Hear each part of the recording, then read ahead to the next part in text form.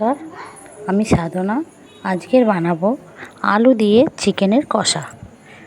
এই আলু আর চিকেনের কষাটা গরম গরম ভাতের সঙ্গে বা রুটি, লুচি, পরোটা সব কিছুর সঙ্গেই খাওয়া যাবে।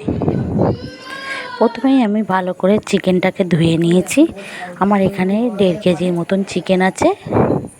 আর নিয়ে নিচ্ছি আলু। এবার গ্যাসে আমি কড়া বসিয়ে তেল দিয়ে দিয়েছি।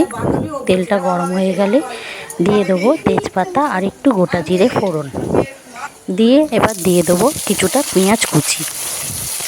পেঁয়াজটাকেও আমি পুরো লাল লাল করে ভেজে নেব। পেঁয়াজটা যতক্ষণ না লাল লাল করে ভাজা হচ্ছে ততক্ষণ আমি ভাজবো। দিয়ে দেবো আদা রসুনের পেস্ট। আদা রসুনের পেস্ট দিয়ে আমি ভালো করে ভেজে নেব।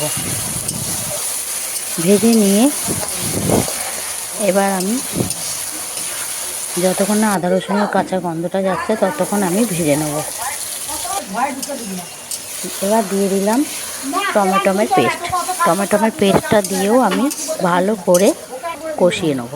এবার দিয়ে দেবো লঙ্কার গুঁড়ো, হলুদ গুঁড়ো, দিয়ে দেবো জিরের গুঁড়ো, আর দিয়ে দেবো ধনে গুঁড়ো, আর দিয়ে দেবো এতে পরিমাণ মতন চিনি, আর দিয়ে দেবো লবণ।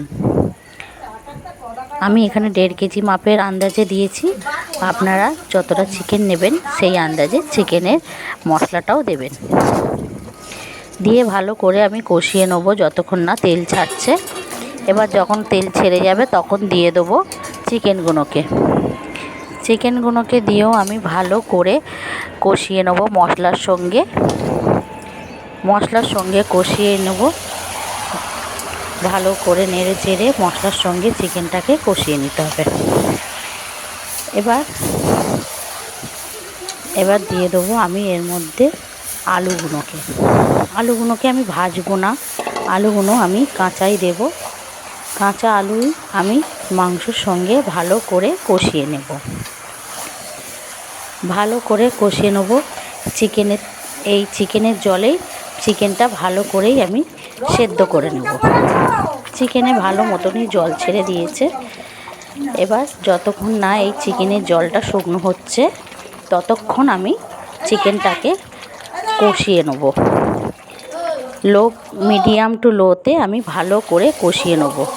আমার বেশ তেলটা ছেড়ে দিয়েছে, চিকেনের জলটা পুরো শুকিয়ে গেছে। ভালো করে আমি কষিয়ে নিয়েছি। পুরো ভালো মতন তেল ছেড়ে দিয়েছে।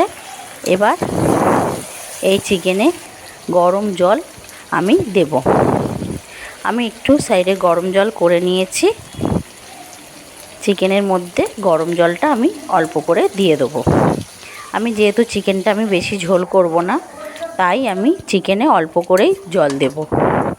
আপনারা যদি চিকেনটা ঝোল করতে চান তাহলে চিকেনে আরও একটু বেশি পরিমাণে জল দেবেন।